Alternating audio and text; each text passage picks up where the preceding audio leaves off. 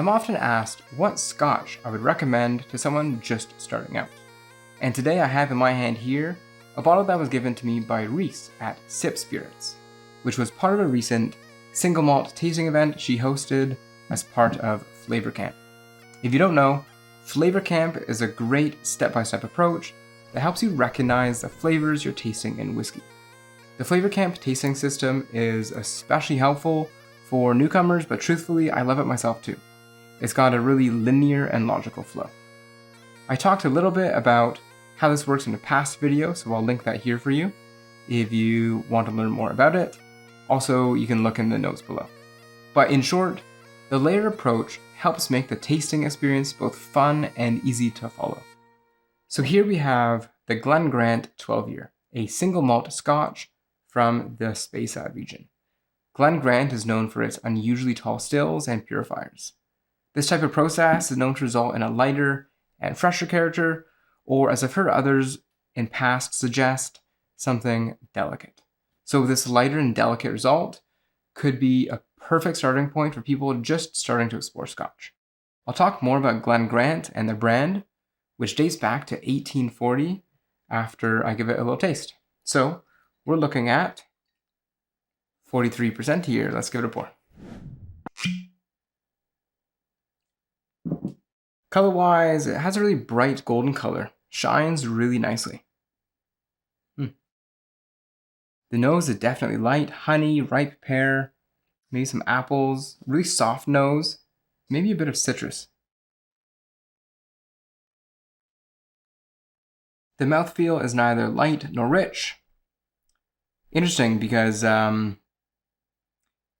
it's got both like a light floral thing here, something like heather, but at the same time, I'm getting these rich baked notes, like a heavy buttered bread or like a pie crust. Definitely something buttery and rich. Maybe a bit of toffee. I'm not getting any apples or pears I was getting on the nose, but as it lingers, it does revert back to something a little bit lighter. Maybe citrus?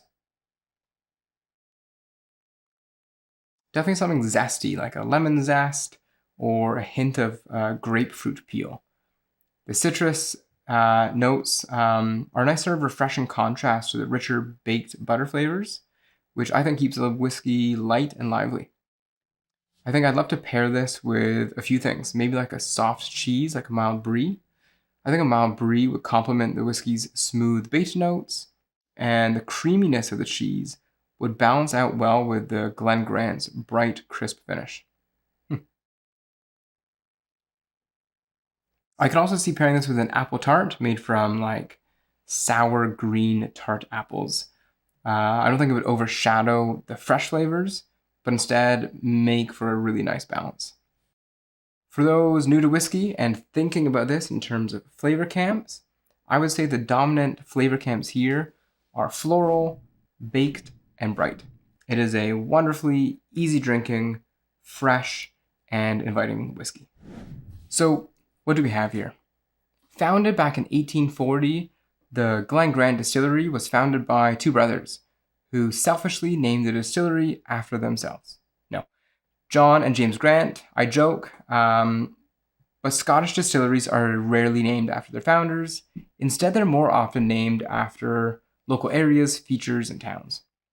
Interestingly, the Glen Grant Distillery was the first one of all of Scotland to introduce electric lighting. And yes, that's how old these distilleries are. That happened in 1861.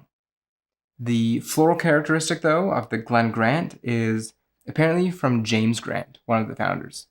He built vast greenhouses around the distillery's grounds, and he had a love for exotic fruits, plants, and fragrances.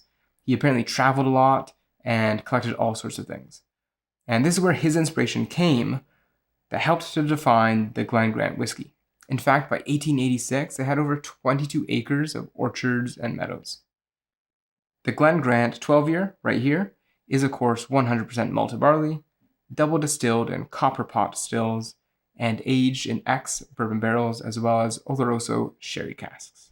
So, to wrap it up here, this bottle in Canada, where I am, is only about $75 a bottle, which for newcomers to Scotch I think if you're looking for something light and fresh, it's a fantastic choice. You won't get bombarded with anything too powerful, no peat, no smoke, no heavy oak, and a lot of approachable flavors.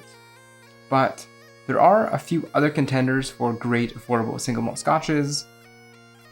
For example, there's the Tamnavulin Double Cask, which unlike this bright bottle here, is rich and sweet, or the Deaston Virgin Oak. I've got a bottle of that too, so hit the bell button if you want to hear a review and comparison. I'll hopefully be cracking that in a couple weeks. But I'd love to know, if someone were asking you for a recommendation of an entry-level Scotch whiskey bottle, what would you recommend? Thanks again for watching, and I'll see you soon.